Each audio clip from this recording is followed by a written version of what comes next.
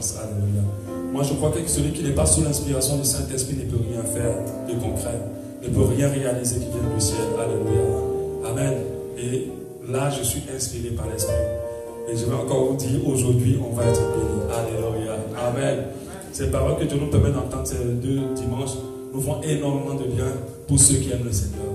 Mais pour ceux qui aiment le monde, c'est du superflu. Alléluia. Mais pour nous qui aimons le Seigneur, nous voyons ces paroles nous rapprocher davantage de lui. Amen. Alléluia. Nous voulons parler des intérêts de notre Dieu et non pas de nos intérêts personnels. Alléluia.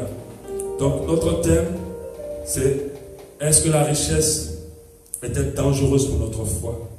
Aujourd'hui, nous allons aborder un sous-thème de ce thème-là qui est être riche pour Dieu. Alléluia. On va développer cela, être riche pour Dieu. On a répondu que oui, elle est vraiment dangereuse pour notre foi. C'est pour ça que Jésus a dit à ce jeune riche qui voulait tellement être sauvé, il a dit, vends tous tes biens et suis-moi. Alors ce qui va l'empêcher de rentrer au ciel, c'est ses biens. La Bible dit qu'il est plus difficile à un riche de rentrer un riche de rentrer dans le ciel qu'à un chameau de passer par le trou d'une aiguille. Donc vous savez, c'est très difficile. La richesse est un vrai problème pour la foi des enfants de Dieu. Mais malheureusement, c'est quelque chose que beaucoup recherchent dans la maison de Dieu. Même plusieurs viennent à Dieu à cause de la richesse, pour obtenir la richesse. Alléluia. Et malheureusement, dans nos églises, on parle que de prospérité et de richesse. On parle peu de ce qui nous rapprochera de Dieu. Le but d'un enfant de Dieu, c'est le salut. Alléluia. Le but de la vie d'un enfant de Dieu, c'est le salut. Et quand Jésus dit ça aux riches, aux jeunes riches, c'est pour nous faire comprendre que être riche, c'est une bonne chose, certes, mais c'est très dangereux de le devenir. On avait plusieurs raisons. Parce que la richesse nous rend orgueilleux, la richesse amplifie les vices, la richesse rend de voir Dieu inutile dans nos vies. Parce que dès qu'ils ont obtenu la richesse, on ne peut plus leur parler de Dieu. On ne peut plus leur parler de l'évangile. Parce qu'ils disent, mais pourquoi je dois venir à Dieu? Pourquoi je dois aller à lui? Parce que pour eux, on vient à Dieu pour obtenir. Non, on ne vient pas à Dieu pour obtenir. On vient à Dieu pour se donner comme un sacrifice vivant à Dieu. On vient nous remettre notre vie pour que lorsqu'il reviendra dans toute sa gloire, que nous puissions participer à sa gloire. Tout le reste, c'est que du superflu. Alléluia. Et du coup, on a vu clairement qu'elle est dangereuse. On a vu plusieurs passages qui en parlent. On a vu le jeune Lazare et le pauvre Lazare et le riche. Lazare était pauvre, l'autre était riche. Il est parti en enfer parce qu'il était riche. Ça, il faut le dire clairement. Parce qu'il était riche. C'est Jésus qui donne cette parabole. Alléluia. Pendant que Lazare a été sauvé parce qu'il était pauvre. Est-ce que cela veut dire que c'est pas possible, il est impossible, ce n'est pas conseillé à un enfant de Dieu d'être riche? J'ai répondu à la deuxième question. Est-ce que la richesse est-il dangereuse pour notre foi? J'ai dit, je ne peux pas dire non. Je dirais plutôt pas forcément. Parce que c'est plus juste cette réponse que de dire non. Alléluia. Non, ce n'est pas vrai. Si je dis non, ce n'est pas vrai. La richesse est dangereuse pour notre foi. Amen. Mais pas forcément dangereuse pour notre foi. Ça, c'est le bémol qu'on rajoute. On voit que Jésus dit, quand Jésus parle comme ça devant ses disciples, mais alors qui va être sauvé? Jésus a dit, ce qui est impossible aux hommes est possible à Dieu. Donc pour dire que même si tu es riche, tu peux être sauvé par la puissance de Dieu. Alléluia. Amen. Donc c'est-à-dire, on a vu dans la Bible plusieurs personnes qui ont démontré la richesse de Dieu. Alléluia. On a vu des gens qui ont été riches et qui ont été sauvés. On a vu, comment on appelle, Joseph qui est devenu gouverneur de tout le pays d'Égypte. Il était opulent, il était prospère. Alléluia. On a vu Abraham qui était prospère, on a vu plusieurs personnes qui étaient prospères. Donc on comprend qu'on peut être riche sans que la richesse ne compromette notre foi. Mais pourquoi, en quoi la richesse devient dangereuse pour notre foi? C'est parce qu'il y a deux formes de richesse. Il y a la richesse selon le monde et il y a la richesse selon Dieu. Amen. La richesse du monde, la richesse selon le monde va être forcément dangereuse pour notre foi. Malheureusement, c'est cette richesse-là que tout le monde recherche. Et même les chrétiens, et même les serviteurs de Dieu. C'est cette richesse-là que tout le monde veut. Mais peu sont ceux qui recherchent la richesse selon Dieu. La richesse de Dieu. Alléluia. Amen. Et nous voyons en Proverbe 10, 22 qui dit, c'est la bénédiction de l'Éternel qui enrichit. Elle se suit de cœur chacun. Quand Dieu te rend riche, cette richesse qu'il va te donner ne va rien compromettre dans ta vie, ni dans ta vie certaine, ni dans ta vie pour ta vie éternelle. Elle ne va rien toucher. Au contraire, elle va te propulser encore plus dans le plein de choses dans ce monde et au ciel aussi. Alléluia. Amen. Nous devons rechercher la richesse selon Dieu. Et j'ai fait une comparaison le dimanche passé sur les deux formes de richesse. Alléluia. Et j'ai dit la richesse selon le monde est hors du plan de Dieu. C'est-à-dire les gens deviennent riches au moment où Dieu n'a pas prévu qu'ils soient riches. Ils rentrent dans la richesse au moment où Dieu n'a pas prévu qu'ils soient riches. Moi je ne suis pas d'accord avec cette phrase-là. C'est Dieu qui a décidé. Non. Dieu a plein de programmes pour nous, mais ça ne s'accomplit pas forcément. Alléluia. C'est Dieu qui m'a amené là. Non. Tu sais par quoi tu es passé et tu es arrivé là. C'est hors du plan de Dieu. C'est-à-dire que la personne n'a pas attendu le temps de Dieu pour le lever dans la richesse. La richesse selon le monde est hors du plan de Dieu. On peut être riche par plusieurs moyens. Amen. On peut être riche par plusieurs moyens. Mais il y a un seul moyen qui est dans le plan de Dieu. C'est-à-dire un seul programme qui est dans le plan de Dieu. Même le païen, il y a certains païens qui deviennent riches par le plan de Dieu. Alléluia. Et cette richesse ne se fera sur aucun chagrin. Maintenant, on espère qu'ils vont se repentir et accepter le Seigneur. Or, la richesse selon Dieu est dans le plan de Dieu. Dans le programme de tout un chacun, Dieu a prévu la richesse. Dans notre programme de vie. Mais en son temps. Alléluia. En son temps. Aucun parent ne met un enfant au monde pour dire je prévois qu'il soit pauvre. Ou qu'il soit dans le manquement. Aucun parent ne le prévoit. Ce n'est pas Dieu qui va le prévoir. Lui, c'est le Père par excellence. Alléluia. Une autre comparaison. La richesse selon le monde n'est pas dans le timing de Dieu. Comme je l'ai dit tout à l'heure, ce n'est pas au moment où Dieu veut que tu sois riche que tu le deviens. Et beaucoup de personnes sont riches, y compris les enfants de Dieu, pendant qu'ils ne sont pas riches au moment où Dieu a voulu qu'ils soient riches. Et c'est en ce moment-là que la richesse va devenir malédiction pour vous. Quand une bénédiction n'entre pas dans ta vie au temps de la bénédiction, elle devient malédiction pour toi. Alléluia. C'est pour ça que ceux qui sont pressés pour te marier cherchent le temps de mariage et rentrent. Alors le mariage ne pourra jamais te créer des problèmes. Mais si tu forces, parce qu'on peut forcer les choses, si tu rentres dans le mariage hors du temps de Dieu, alors ce mariage sera malédiction pour toi. Alléluia. Pareil pour la richesse. Le timing, la richesse selon le plan du monde, ne respecte pas le timing de Dieu. Alors que ceux, selon Dieu, prennent du temps, de fois beaucoup de temps, mais finissent toujours par arriver. Alléluia. Mais comme les hommes sont pressés, et les hommes veulent les choses tout de suite, que les hommes sont dans un esprit de tellement de pression, de concurrence, ils veulent être riches maintenant. Quitte à compromettre leur relation avec Dieu, quitte à compromettre les règles de la parole de Dieu, quitte à laisser embouber dans des choses, quitte à investir leur vie dans quelque chose qu'il ne faut pas, afin de pouvoir être riche. Alors, cette richesse-là va être dangereuse absolument pour leur vie. Alléluia. Quand Jésus a demandé au jeune riche de se débarrasser, en fait, tout le problème du jeune riche, c'était sa richesse. Il n'a pas été riche selon Dieu. C'est pour ça que la Bible dit que celui qui veut rentrer au ciel, s'il a un œil défectueux, qui s'en débarrasse. S'il a un bras défectueux, qui s'en débarrasse. Et le jeune homme, c'était sa richesse. Alléluia. Mais Jésus n'allait pas le prendre pour rester pauvre. Il se débarrassa de ce qui n'était pas bon, pour avoir après la richesse, selon Dieu. Et cette richesse-là allait le rapprocher de Dieu. La richesse, selon les plans du monde ou selon le monde, est mal acquise, est compromise. Généralement, la manière dont les gens rentrent dans cette richesse, c'est par des détournements, par des choses qui ne glorifient pas Dieu. Tu n'as pas mérité un poste dans un gouvernement, dans une place, dans la fonction publique.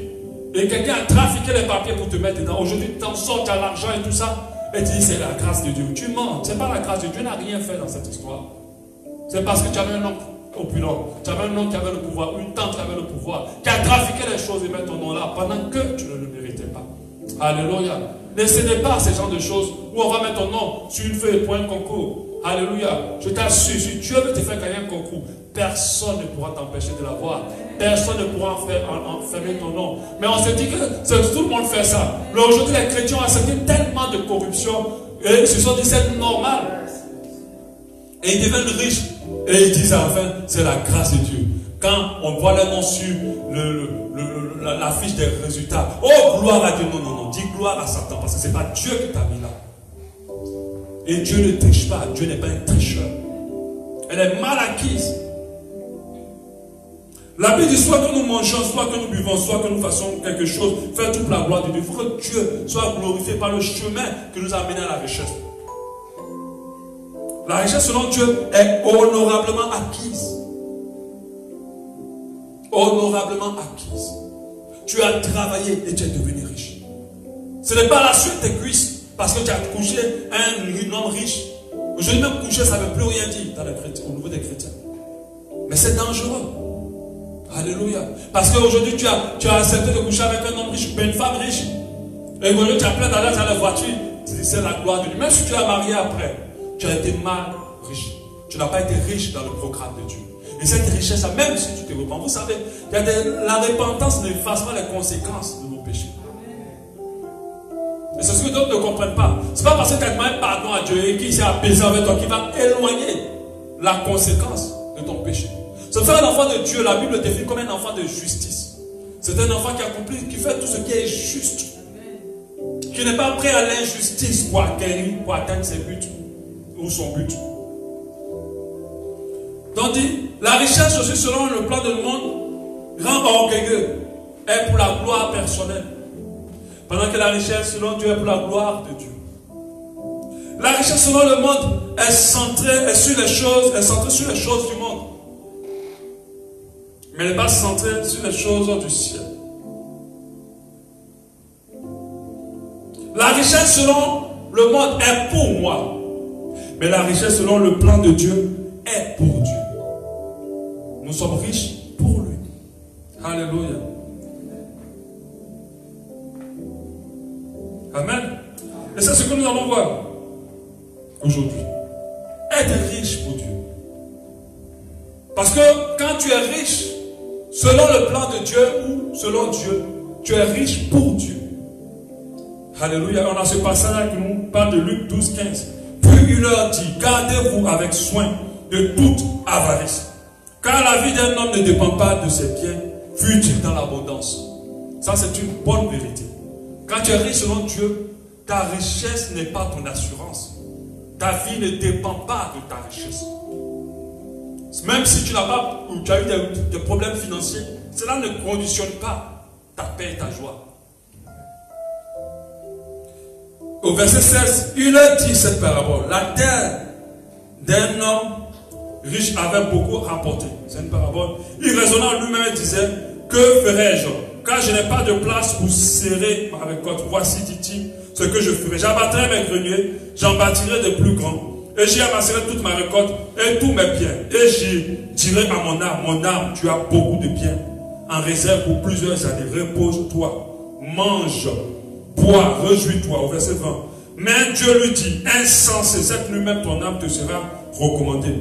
Et ce que tu as préparé, pour qui sera-t-il? Et il dit au verset 21, cette partie qui nous intéresse, il en est ainsi de celui qui amasse des trésors pour lui-même, sans pas de la richesse selon le plan de l'homme, et qui n'est pas riche pour Dieu. Alléluia. Dieu n'a aucun problème qu'on soit riche. Qu'on parle de richesse, qu'on soit dans l'abondance, qu'on est au-delà même de ce qu'on a besoin. C'est ça qu'on appelle la richesse. Qu'on est au-delà du commun des mortels, du commun des gens autour de nous. Qu'on se démarque en opulence. Dieu n'a pas de problème. Le problème pour Dieu, c'est pour qui tu es riche. Pour qui tu es riche. Et malheureusement, plusieurs ne sont pas riches pour Dieu. Plusieurs ne cherchent même pas à être riches pour Dieu. Et c'est là qu'il y a le problème. Beaucoup de chrétiens qui se disent enfants de Dieu, leur raisonnement n'est même pas de rechercher la richesse pour Dieu. Ils font tellement de choses, mais Dieu n'est pas dans leur programme. C'est quoi être riche pour Dieu? Alléluia. C'est ce qu'on va voir aujourd'hui et conclure cette série d'enseignements. La première condition d'être riche pour Dieu commence d'abord par la raison qui te pousse à vouloir être riche ou la raison qui t'a amené à être riche. C'est là la première condition. Pourquoi tu veux être riche? Pourquoi tu as tout fait pour être riche? Beaucoup de chrétiens ne se posent jamais cette question. Ils sont là en train de chercher la richesse. Ils sont là en train de chercher beaucoup. Mais la question n'est pas clairement posée. Malheureusement, ils ont les mêmes aspirations et les mêmes intentions, les mêmes envies que les gens du monde. On ne ressemble pas aux gens du monde. On ne réfléchit pas comme eux. Eux, ils cherchent la richesse pour quelque chose, mais nous devons chercher la richesse pour autre chose qui glorifie Dieu. Alléluia. Les chrétiens ne se posent pas la question. Ils travaillent très dur pour être riches. Mais ils ne se posent pas pourquoi je travaille autant. Quand ils se posent la question, la réponse n'est pas bonne. Et c'est cela qui conditionne la richesse qu'ils sont en train de chercher. Soit elle est de Dieu, soit elle est du monde. Il faut de gros sacrifices. On a même des gens qui ne viennent pas à l'église parce qu'il faut travailler. On a des gens qui sont prêts à énormément de choses pour avoir de l'argent qui veut gagner honnêtement leur vie. Ils font beaucoup de choses pour pouvoir avoir de l'argent. Mais ce qui les motive conditionne la richesse qu'ils cherchent. Si leur motivation ne glorifie pas Dieu, alors la richesse n'est pas une richesse de Dieu. C'est une richesse du monde. Parce qu'on ne cherche pas à être riche pour nous, on cherche à être riche pour Dieu. Donc généralement, plusieurs sont motivés par l'orgueil de la vie. Être honoré. Ça, même les enfants de Dieu cherchent la richesse pour être honorés. Parce que si nous savons que notre société accorde beaucoup d'attention, d'honneur à ceux qui ont l'argent. Nous savons que notre société accorde beaucoup d'écoute et de considération, d'approbation, d'appréciation, de soutien même. Parce que quand un pauvre père, un parent, il y a peu de personnes qui viennent. Il y a peu de personnes qui viennent. Même en termes d'argent, on donne des miettes. Mais le riche, il est soutenu. Il est porté. On fait des sacrifices. On voyage avec lui à aller enterrer son parent. Et les gens regardent et disent non, ça, moi je veux aussi. À mon tour, je veux ça aussi. Je veux être considéré, je veux être écouté, je veux être honoré. L'orgueil de la vie en quelque sorte. Avoir les choses pour être honoré, pour être apprécié. Et malheureusement, plusieurs cœurs d'enfants de Dieu ont ce même désir. Laver leur image. On voit plusieurs Africains aller se perdre en Europe, souffrir, faire de la prostitution, plusieurs choses, rentrer dans tout type de trucs. Parce qu'ils veulent retourner dans leur pays honoré. Ils laissent leur vie dans la mer. Parce qu'ils veulent retourner dans leur pays honoré. Quand on leur dit rentre, il dit non, je n'ai pas encore réussi. Il faut que je réussisse quand je viens, quand je rentre dans mon pays, que je sois accueilli avec honneur. Cette richesse-là, elle ne glorifie pas Dieu et elle va te créer des problèmes. Elle ne va pas pour t'aider pour ta foi. D'autres sont riches, cherchent à être riches par esprit de concurrence familiale. Dans nos familles, il y a énormément de concurrence. Entre les cousins, entre les frères, entre les deux mamans, les deux papas. Donc on recherche la richesse pas pour Dieu, mais par esprit de concurrence. Pour ne pas être minimisé dans la famille. Pour se montrer supérieur aux autres. Pour que lorsqu'on va faire une réunion de ceci ou de cela, moi je dois venir aussi exposer ma richesse. Avec ma voiture, avec mon parfum, avec mes grands téléphones. Avec ma maison construite. Aujourd'hui c'est un peu du mieux. Mais avant quand tu viens à Gabonais, bonjour. J'ai mon terrain là-bas. J'ai construit ces places. Je ne t'ai pas demandé si tu as ton terrain. C'est tout ça. Ils ont un besoin de se glorifier. Dès que l'autre a construit sa maison, oh, l'autre est sous pression. Lorsque l'autre a acheté sa voiture, l'autre ne dort plus. Alléluia. Ils ne cherchent pas à être riches pour Dieu. Mais malheureusement, les enfants de Dieu ne cherchent pas à être riches pour Dieu. Même à l'église, il y a la concurrence. Les gens viennent à l'église pour se faire voir, mais pas pour que Dieu soit vu. Et ils veulent être riches pour ça. La coiffure, les habits. Le jour où on donne les pailles pour coudre les vêtements, là, c'est qu'on a créé le problème dans l'église. Parce qu'à qui la plus belle robe cousue? Ça ne se fait pas à bas Shalom, parce que nous on est humbles ici, à la grâce de Dieu. On a reçu l'enseignement qui nous permet de laisser Dieu être glorifié. Alléluia. Concurrence familiale. Et plusieurs sont là, ils ne dorment plus à cause de ça. Ils sont prêts, mais quand ils disent mon frère, accepte ça, maintenant tu vas gagner par exemple de 3 millions par mois. Il faut faire, fais. Parce que là, dans les 3 millions, est-ce que les parents savent s'équiter? Moi, je viens sur moi, je suis riche. Construis ma maison. Il y a d'autres qui n'ont pas construit leur maison. Même quand la mort vient les attaquer, moi, laisse-moi d'abord. Il faut que je construise d'abord ma maison. Tu vas déraciner la maison pour aller au ciel. C'est une richesse qui va te créer des problèmes. Il y a des gens, même leur maison qu'ils ont construite, ils n'arrivent plus à dormir dedans. Concurrence familiale ou esprit de vengeance sur tous ceux qui nous ont minimisés. Que Dieu te délivre de ça. Parce qu'on t'a minimisé, tu t'es dit, moi là, si je ne suis pas riche pour leur montrer que je suis. C'est-à-dire que tu veux tellement te venger que tout ton cœur là, c'est dit, moi en ce moment là, ma fin c'est riche. Mon nom de famille même c'est riche. Parce qu'il ne faut pas que je meure pauvre. Tout le mal qu'ils m'ont fait là. Et beaucoup vont être riches à cause de ça. Pour relever leur nom, le nom de leur maman, le nom de leur papa, le nom de leur famille. Parce qu'on les a minimisés. D'autres être riches pour eux-mêmes. Alléluia. Posséder les belles choses. En tout cas, le monde a plein de choses à les champs. Alléluia. Donc, posséder toutes ces belles chaussures. On voit des chrétiens qui ont une centaine de chaussures. Et elles sont convaincues qu'elles ont l'Esprit de Dieu. Tu as pris la moitié ou même 70 de ces chaussures-là. Tu peux nourrir ton voisin avec eux. Faites attention. Soyons riches pour Dieu. Les belles choses.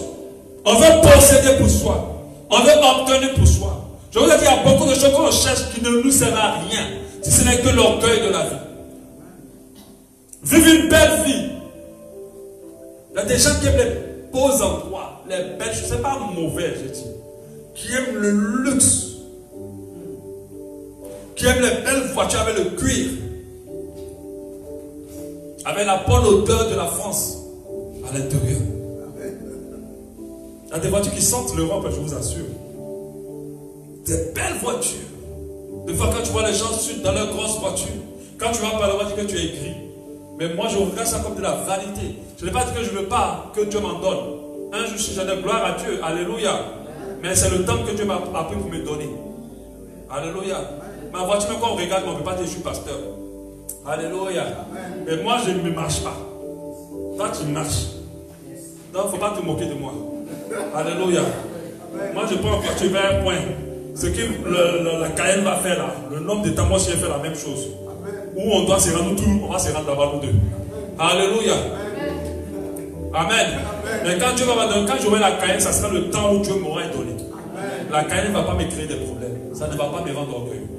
Parce que ça sera le temps de Dieu. Mais je vous assure, si je voulais avoir une Cayenne, je l'aurais eu depuis. Il suffisait souvent d'accepter certaines choses et de prioriser autre chose. Et je serai là. Alléluia. Donc, pour le luxe, les beaux hôtels, le confort, la belle maison, les beaux habits. Alléluia. Il y a des gens qui aiment tout ça, qui sont friands des choses du monde. Les grands parfums, ils sont friands. Il y a d'autres qui vont être riches pour subvenir aux besoins de leur famille. Je ne parle pas d'abord de la famille qu'ils ont formée, de la famille qu'ils ont laissée. Il faut que je sorte papa et maman dans la pauvreté. Il faut que je construise ma maison pour mon papa. Il faut que je construise la maison pour ma maman. Il faut que je mette tous mes frères à l'école. Il faut que je les fasse voyager. Voilà pourquoi ils veulent être riches. Ils sont en train de se battre pour ça. Leurs proches, leurs enfants, tout. Et d'autres pour laisser un héritage à leur progéniture, leurs enfants. Et malheureusement, d'autres, c'est par cupidité et par amour de l'argent. Ils aiment l'argent et ils sont cupides. Mais toutes ces motivations de richesse ne sont pas mauvaises. Certaines sont carrément mauvaises quand c'est par cupidité, par amour de l'argent ou pour se faire voir par concurrence. Ça, c'est carrément mauvais. Mais lorsqu'on dit pour l'héritage de tes enfants, pour t'occuper de ta famille, pour vivre dans le luxe, vivre dans ce qui te plaît, c'est pas mauvais. Mais le problème, le paiement, c'est que les gens recherchent ça pas prioritairement pour Dieu. C'est là qu'il y a le problème. Alors, être riche pour Dieu commence par le fait de chercher d'abord être riche pour les intérêts de Dieu. D'abord pour Dieu. Tu veux être à la tête, tu veux avoir combien de millions par mois. qu'est-ce que tu as dans ta tête concernant Dieu? Alléluia. Vous pensez que moi je vais te donner 5 millions si je sais que c'est pour dépenser tout pour toi? Je vais te donner 5 millions si je sais que tu prends, quand je te donne, tu t'occupes de certaines choses qui me concernent. Alléluia.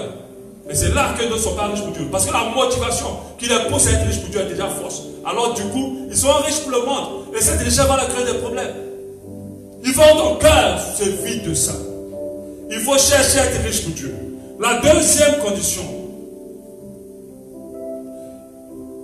Riche pour Dieu, être riche pour Dieu, va nous pousser à rechercher la gloire de Dieu. Et pas notre gloire. La gloire de Dieu. Et pas notre gloire. Rechercher à ce que Dieu soit honoré. Et pas que nous soyons honorés. Beaucoup de personnes cherchent la richesse pour être honorés. Et comme la Bible dit, 1 Corinthiens 4, 7, car qu'est-ce qui te distingue? Qu'as-tu que tu n'aies reçu? Si tu l'as reçu, pourquoi te glorifies-tu? D'autres cherchent la richesse pour être honorés. Nous sommes dans une société de concurrence où tout le monde veut être vu. Tout le monde veut être honoré. Tout le monde veut être élevé. Tout le monde veut être glorifié. Dans tout ce qu'on fait, on veut être vu. Alors plusieurs recherchent la richesse pas pour la gloire de Dieu, mais pour leur gloire. La richesse selon Dieu recherche la gloire de Dieu. Recherche le fait que nous cherchons à glorifier Dieu. La Bible dit en Romains 12, 16. Ayez les mêmes sentiments les uns envers les autres. N'aspirez pas à ce qui est élevé. N'aspirez pas à ce qui est élevé. Il dit, mais laissez-vous attirer par ce qui est humble. Laissez-vous attirer par ce qui est humble. La richesse ne donne pas l'humilité. En fait, Dieu ne veut pas qu'on recherche la richesse. Dieu veut qu'on vive notre vie pleinement en lui. Et qu'on fasse ce qu'il faut faire. Et quand son temps arrivera, il nous rendra riches. Salomon n'a pas recherché la richesse. La preuve, Dieu était face à lui. Il lui a dit, qu'est-ce que tu veux? Il a dit, je veux la sagesse. Quelqu'un va dire, mais tu es bête. Alléluia. Mais la sagesse et la richesse ne sont pas forcément liées. Mais qu'est-ce que Dieu lui a donné à mon tour? Et la sagesse, et la richesse, et la renommée. Alléluia. L'enfant de Dieu ne doit pas rechercher la richesse. C'est pour ça que la Bible dit, n'aspirez pas à ce qui est élevé. La richesse n'est pas bas, la richesse est élevée. La Bible ne recherche même pas la richesse. Cherchez ce qui est humble, ce qui est saint. Et quand le temps de Dieu sera arrivé pour vous élever, personne ne pourra vous empêcher d'être élevé. Et quand Dieu va vous élever, l'élévation dans laquelle va vous mettre ne sera pas un problème pour vous. Alléluia. Donc, il faut comprendre que Dieu doit être glorifié. La richesse devant Dieu, c'est la gloire de Dieu. Le riche devant Dieu ne va pas se armer de tout ce qui le glorifie. Il va s'armer de tout ce qui glorifie Dieu. Je n'ai pas dit qu'il ne faut pas qu'il achète une belle voiture. Il peut en acheter si ça lui fait plaisir. Mais on connaît des gens qui portent des choses chères, qui ont des choses chères, et puis on sent toujours Dieu glorifié dans leur vie. Tu peux voir quelqu'un qui a vraiment quelque chose cher, mais la voiture est comme un accessoire, même si c'est joli. Le vêtement qu'il porte est comme un accessoire, le téléphone est comme un accessoire. Mais on voit des gens, même le petit qu'ils sont, on sent qu'ils se glorifient. On sent qu'ils dégagent la gloire personnelle. Parce qu'ils sont orgueilleux. Ce qui fait la différence, c'est le cœur de la personne. Amen. Alléluia. Tu peux avoir un château, mais quand ton cœur est humble, ce château-là ne va pas te glorifier. Il va glorifier ton Dieu. Mais quand tu as un château et que ton cœur est orgueilleux, ce château-là va te glorifier. Et les hommes qui se glorifient eux-mêmes ne tardent pas d'ouvrir la bouche et de se glorifier eux-mêmes. Et c'est là qu'il y a un problème. Cette richesse, ça va te perdre. Alléluia. Et malheureusement, beaucoup cherchent à être riches pour la gloire de ça. Même aujourd'hui, nos différentes églises, on les construit dans un esprit de richesse. On dit oui pour la gloire de Dieu. Ce n'est pas parce que tu as dit pour la gloire de Dieu que c'est vraiment pour la gloire de Dieu. C'est généralement pour la gloire de l'homme. Quand les gens viennent, qu'ils soient honorés, glorifiés plutôt, que tu sois glorifié au travers de ce qu'ils feront que tu as construit. Faites attention. Ce n'est pas parce qu'on dit que c'est la gloire de Dieu que c'est vraiment. Quel est l'état de ton cœur? On a vu le jeune serviteur là, qui parlait à l'église, qui rangeait les chaises, qui faisait ceci, qui faisait ça. Son église a prospéré aujourd'hui. Il a construit un grand temple. Il a maintenant combien de voitures, combien de téléphones. Il ne marche plus pareil, il ne fonctionne plus pareil. Il y a des endroits où il ne va pas prêcher. On ne peut même pas les inviter dans ces endroits-là. Parce que pour lui, ce n'est pas de sa trempe. On a vu des hommes de Dieu qui ont dit qu'eux, ils ne peuvent pas prêcher là où il y a 2 ou 3 personnes. Il faut qu'ils prêchent là où il y a du monde. Pendant que Jésus vient là où il y a 2 ou 3 personnes. La parole de Dieu dit là où il y a 2 ou 3 personnes qui sont assemblées, Christ est présent. Mais lui, si vous n'êtes pas beaucoup, ce n'est pas son onction. Son onction est trop grand pour ça. Son onction, c'est les stades.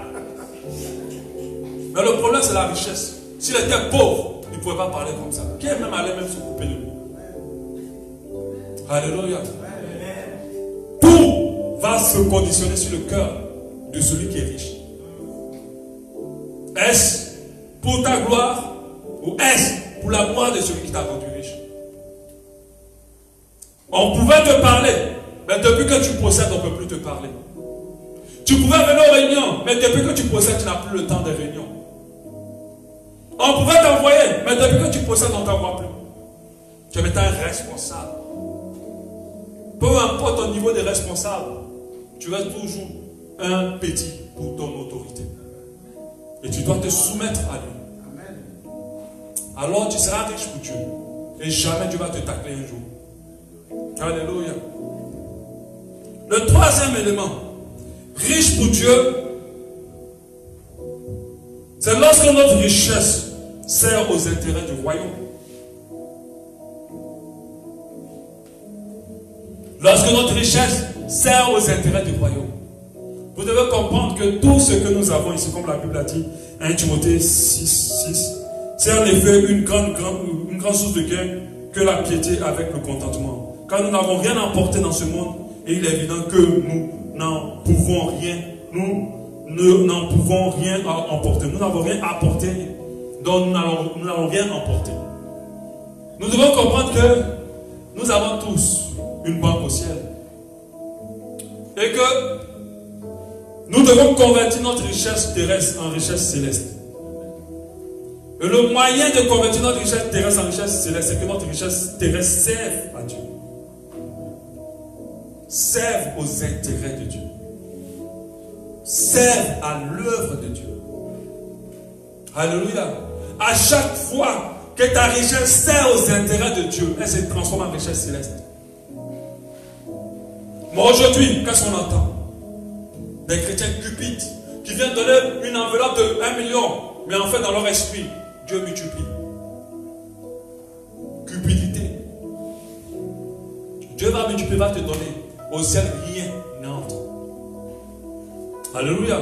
Parce que Dieu est un Dieu de principe. Il a dit si tu donnes, il va forcément multiplier pour te donner. Il ne peut pas refuser, même si tu donnes une mauvaise intention. Il va te redonner. Il va multiplier. Tu vas prospérer. Mais tu penses que tu es en train de promettre dans le ciel, il n'y a rien qui s'enregistre. Dieu aime ceux qui donnent avec joie, sans rien attendre en retour. Ceux qui investissent dans son œuvre, pas pour multiplier leur argent, parce qu'ils savent que l'œuvre de Dieu a besoin de ça. Et qu'ils investissent pour que l'œuvre de Dieu avance. Ceux qui soutiennent les hommes de Dieu, pas pour que les hommes de Dieu les bénissent. Parce que t'as qui te veut, pasteur, prie pour moi. Non, tu as payé une bénédiction. Alors il va prier pour toi, tu vas être béni. Et puis rien, dans le ciel, il n'y a plus rien pour toi. Regardez ce que Jésus va dire à la parabole du pauvre Lazare du riche. Il dit le riche a déjà profité sur la terre. Tout ce que nous donnons à Dieu, prions de ne pas en profiter maintenant. Moi je préfère en profiter au ciel. Ne donnons pas pour recevoir. Donnons juste. Quand nous donnons juste, Dieu d'abord nous permettra de recevoir et va enregistrer ça dans notre banque du ciel. Il faut que notre richesse terrestre se transforme en richesse céleste. Et le seul moyen, c'est que notre richesse terrestre serve à Dieu. Serve à l'œuvre de Dieu. Alléluia. La parole de Dieu nous dit en Matthieu 6, 19, ne vous amassez pas des trésors sur la terre, où la terre et la rouille détruisent, où le voleur perce et dérobe. Mais amassez-vous des trésors dans le ciel, où la terre et la rouille ne détruisent point, et où le voleur ne perce et ne dérobe. Car là où est ton trésor, là aussi est ton cœur. Quand notre richesse sert à Dieu, elle se transforme en richesse céleste. Être riche pour Dieu, c'est aussi servir Dieu avec notre richesse. C'est celui qui reçoit, qui a, mais pas pour lui seulement, mais aussi pour Dieu, aussi pour l'œuvre de Dieu, aussi pour les intérêts de Dieu. L'œuvre de Dieu, ce n'est pas seulement les églises, c'est aussi les causes. Alléluia. Dieu veut que les gens, les personnes des filles qui sont obligées de se prostituer parce qu'elles n'ont pas d'argent, puissent avoir de l'argent du travail et qu'elles puissent s'en sortir pour ne pas continuer à se prostituer et à accepter le Seigneur. Aujourd'hui, l'évangile, ce n'est pas que la parole, c'est aussi l'action. Alléluia. Ton argent que tu gagnes, tu amasses, tu es toi seul, une seule personne. Tu as 20 milliards dans ton compte. Tu n'es pas riche pour Dieu. Alléluia. Tu n'es pas riche. Je n'ai pas dit à un enfant de Dieu de ne pas épargner. Il doit épargner pour certains projets. Mais il doit aussi se soucier que ce qu'il gagne est aussi pour Dieu. Le jour où j'ai entendu que Dieu m'a dit, tout ce que tu reçois est une partie qui n'est pas pour toi. Il ne faut pas manger. Il dit, il y a une partie où tu es seulement le canal que j'utilise. Il faut rendre à César ce qui est à César. Ce n'est pas parce que tu as reçu 500 000 aujourd'hui que tu as commencé à rendre gloire à Dieu. Oh, merci 500 000 Seigneur. Qu'est-ce que je vais faire? Comme nous les Noirs, on a tout de dépenses lorsque l'argent arrive. Mais quand il n'y a pas l'argent, on n'a pas de dépenses en nos têtes.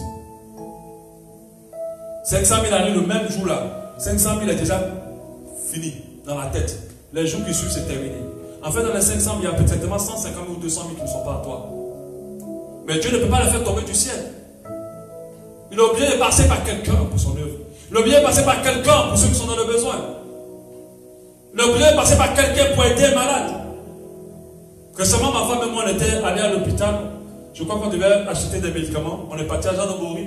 Et arrivé là-bas, il y a un papa qui pleurait. Il a ses deux filles qui faisaient diarrhée vomissement. Elle n'arrivait pas à s'en sortir. C'était compliqué. Et les gens sur la base du Covid ne voulaient pas les recevoir. Et ma femme s'est fâchée, elle a essayé de parler. Mais essayez de les recevoir. Elle a essayé de parler. Recevez-les parce que, oh non, il n'y a pas de plan, on ne peut rien faire, madame, on ne peut rien faire, madame. Et quand elle est sortie, parce que c'est ceux qui étaient là-bas, elle était bouleversée. Mais comment les enfants vont mourir parce qu'on ne peut pas s'occuper d'eux à cause de cette histoire de Covid. Et le monsieur disait, mon frère, c'est tous les 5 000 que j'avais, j'ai fait le transport pour venir ici. À part ici, je ne sais même plus comment je vais partir dans un autre hôpital. Parce qu'on lui disait, va dans un autre hôpital. Quand elle a dit sa séance, elle a dit, ma femme, retourne. On a levé l'argent, on a mis dans une enveloppe, il va lui donner. Mais, cet argent qu'on lui a donné, certainement, on aurait dépensé. Toi, peut-être, tu serais parti. Tu as seulement prié pour le gars. Des fois, il ne faut pas prier, il faut agir. L'argent qu'on avait prévu pour notre journée, on allait donner une partie au monsieur. Le monsieur était étonné. Et quand il retourne par la grâce de Dieu, ils ont finalement pris les deux filles. Elle a pris le numéro du monsieur, on compte appeler pour savoir comment ça se passe. Et Dieu nous a utilisés comme ça à plusieurs reprises. Je me rappelle de cette fois où on avait donné beaucoup d'argent parce qu'il y a une petite fille qui accouchait et l'enfant était mal placé et les parents n'avaient même pas donné ça, mais ils l'avaient abandonné. On avait payé tout l'accouchement. Ça, c'est être riche pour Dieu. Quand tu as l'argent, tu réfléchis comment je peux aider. Comment je peux faire avancer l'évangile. Mais beaucoup, quand ils ont l'argent, mon terrain, ma construction, ma brique, mon ceci, mon voyage, mes tenues, surtout les femmes, ma robe, mes chaussures. C'est que, mais pas, quand ils ont fini de donner la dîme, c'est fini tout pour eux, ils bouffent. Non, dans l'argent que tu reçois, il y a plusieurs parties. Je te dis ça, je vais te dire ça aujourd'hui. Il y a d'abord la dîme, que donner à Dieu pour être reconnaissant. Seigneur, merci. Tu m'as donné, tiens. Mais en dehors de la dîme, il y a ce qu'on appelle la sémence. La sémence, c'est ce qui va multiplier l'argent. Alléluia. Dieu ne donne rien sans sa sémence, sans donner ce qui va multiplier. C'est pour ça que tu as le manque avec le noyau. Et tu as l'hommage avec les pépins. Il y a la sémence, c'est une partie que tu ne dois jamais bouffer. Tu mets ça de côté pour réinvestir. Mais en dehors de ça, il y a aussi une partie qui n'est pas pour toi, qui doit rentrer dans l'œuvre. C'est pour ça que la Bible nous demande d'être fidèle aux dîmes et aux offrandes. L'offrande a plusieurs catégories. Il y a l'hormone dedans. Il y a financer l'œuvre de Dieu qui fait partie de l'offrande. Il y a financer des causes qui font partie des offrandes. En Europe, en Occident, les gens financent énormément les œuvres caritatives. Financent énormément. Il Il y a beaucoup de puissantes associations qui ont beaucoup d'argent, pas parce qu'elles ont eu cet argent-là d'elles-mêmes. C'est des gens qui sont toujours assis, qui ont fait un tout sur leur compte bloqué pour dire tous les jours vous financez cette association.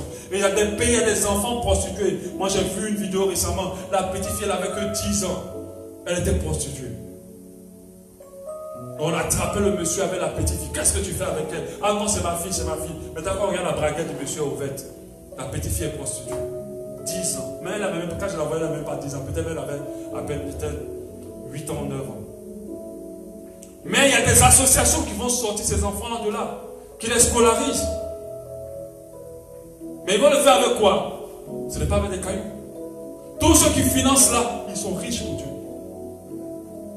Mais quand nous gagnons, c'est de construire un empire. Toi, soit tu as 10 maisons. Toi, soit tu as plusieurs loyers. Voilà le programme des Africains. Tu as plusieurs maisons construites. Moi, je vais faire quoi une maison? Plusieurs pour louer. Qu'est-ce que je vais en faire si ce n'est pas pour servir Dieu avec? Alléluia. Qu'est-ce que je vais en faire avec 10 000 voitures dans ma cour? Pourquoi faire? Juste pour l'orgueil de la vie. Alléluia. Qu'est-ce que je vais faire avec 10 000 téléphones? Les téléphones sont des choses tellement chères aujourd'hui. Les gens sont prêts à mettre 400 000 dans un téléphone. Tu n'as pas encore eu un enfant. C'est pour ça que tu vas mettre 400 000 dans un téléphone. C'est le téléphone d'aujourd'hui qui tombe et puis c'est fini.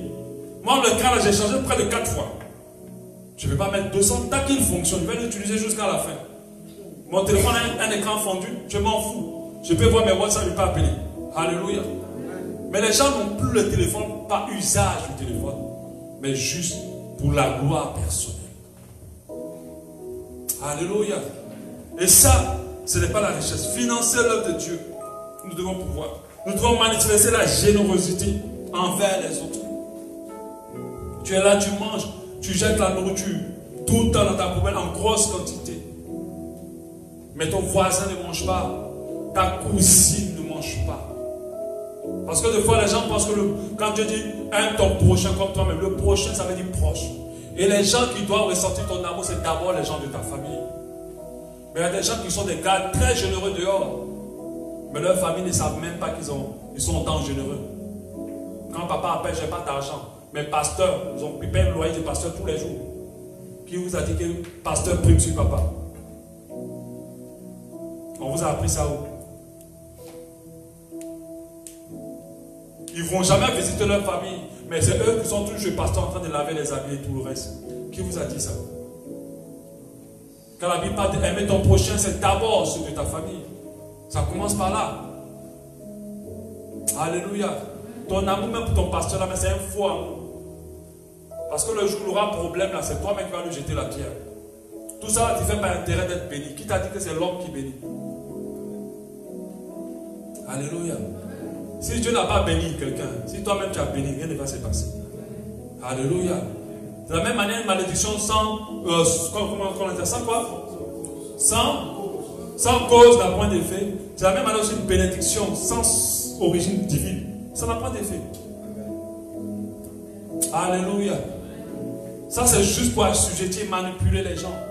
Si tu n'as pas réussi à honorer ton papa, ne viens pas m'honorer, pardon. Il ne faut pas me créer des problèmes. Alléluia. Va d'abord honorer ton père. Honore ton père et ta mère. Quand la Bible dit ça, dans le premier sens, c'est d'abord ceux qui t'ont mis au monde. Ou ceux qui t'ont gardé, qui ont été un père dans ta vie, quand tu étais petit ou que moi tu ne me connaissais pas. Alléluia. Donc être riche pour Dieu, c'est aussi ta cousine et ton cousin qui n'a pas mangé et qui a des difficultés. C'est ton papa qui a du mal à pouvoir s'en sortir. C'est lui aussi. À chaque fois que tu investis dans la vie de ces personnes-là, Dieu est réjoui. Alléluia. Donc quel serait selon vous le plan de Dieu pour la vie d'un chrétien? Il y a 3 plans qui se présentent là. Pauvre et sauvé. Ça veut dire que tu es pauvre et puis tu es sauvé. Donc il y a une minute, non, pasteur, ça là, dis les autres. Ça c'est pas dedans. Ça c'est pas dans mon programme à voir. Dis les autres. Je vais être sauvé mais pas pauvre. Alléluia. Ou riche et condamné. On dit à tout ce que le monde veut te donne. Ça c'est un plan que le diable donne beaucoup aux gens. Je vais te faire rendre riche, tu auras tout. Et puis tu vas mourir dans bientôt. Voilà. ta vie va être réduite. Et beaucoup sont prêts à ça. Alléluia. Ou bien, riche et sauvé. Un, pauvre et sauvé. Riche et condamné. Deux, ou riche et sauvé. Selon vous, quel est le plan de Dieu? Un, deux ou trois? Hein? Faut dire c'est ton plan, ouais. Les hommes veulent tout. Alléluia. Le plan de Dieu est dans les deux. Dans deux. Le 1 et le 3. Surtout pas le 2. Parce que le plan final de Dieu, c'est qu'on soit sauvé. Donc tant qu'il a sauvé dedans, ça fait partie de son plan. Pour certains d'entre vous, quelqu'un dit c'est pas pasteur, c'est pas moi. Pour certains d'entre vous, c'est pauvre et sauvé. Parce que si Dieu te rend riche, il te perd. Bon, quelqu'un dit non, c'est pas pour moi. D'accord. Et pour d'autres, c'est riche, être sauvé. Hein? Tu dis pas amen. Alléluia. Ces deux programmes font partie du plan de Dieu. Mais le problème, c'est Dieu qui choisit. C'est lui qui choisit. Parce qu'il te connaît plus que toi. Il y a des gens qui peuvent rendre riches. Et il sait que cela n'aura pas de problème sur leur relation avec lui. Mais il y a d'autres qui ne peuvent pas. Il ne peut pas. Tout ce qui te remplit actuellement, qui sommeille là, il ne veut pas les réveiller. Il ne peut pas se permettre de les réveiller avec l'argent. Aujourd'hui, tu es doux, douce dans la foi. Tu cherches Dieu. Mais c'est parce que tu as beaucoup de problèmes. Tes problèmes t'attachent à Dieu. Si tu n'en as plus, Dieu va disparaître dans ton cœur. Mais pour d'autres, eux, ils s'en foutent. Que ce soit dans les problèmes, que ce soit dans la joie, ils sont toujours attachés à Dieu. Et ces gens de personnes-là, Dieu va les élever dans la richesse. C'est pour ça qu'on corrige déjà ton cœur. Il y a des gens, dès qu'ils ont un problème d'argent, ils sont nerveux. Quand tu vois le visage à distance, tu comprends que lui a un problème d'argent. Attention, ils sont plus heureux. Ils sont désagréables. Toi, Dieu ne va jamais te rendre riche. Parce que ta paix ou ta joie est basée sur ce que tu possèdes. Alors qu'elle doit être basée sur Dieu. Alléluia. Sur Dieu. Pas sur ce que tu possèdes. Tu es heureux quand tu as beaucoup. Et tu es malheureux quand tu n'en as pas. Là, tu as un problème. Dieu ne te rendra jamais riche. Alléluia. La Bible nous dit en Jérémie 29, 11, car je connais les projets que j'ai formés pour toi, dit l'Éternel, projet de paix et non de malheur, afin de vous donner de l'avenir et de l'espérance. Alléluia. Et la Bible nous dit encore en Jean 10, 10, le voleur ne vient que pour dérober, égorger et détruire. Mais moi je suis venu afin que les brebis aient la vie. Et qu'elles soient dans l'abondance. Pas qu'elles aient la vie en abondance. Parce que les gens ont transformé ça. Le verset dit qu'elle ait la vie et qu'elle soit dans l'abondance. Donc ça veut dire que Dieu a son programme aussi de nous rendre, dans son programme de nous rendre riches, de nous rendre prospères. Il dit, je souhaite que tu prospères à tout égard comme l'état de ton âme. Donc Dieu a pour plan. Quand on regarde la parabole des mines, il a donné 10, l'autre a fait amener 10. Donc il a donné. Dieu est d'accord pour que nous soyons riches. Pas tout le monde, à cause du cœur. Mais son souci, ou bien sa préoccupation la plus importante, c'est notre salut. Même si nous avons tout, si nous ne sommes pas sauvés, Dieu a, pour lui, il a échoué dans notre vie. Alléluia. Ce que Dieu veut, c'est notre salut. C'est pour ça qu'un enfant de Dieu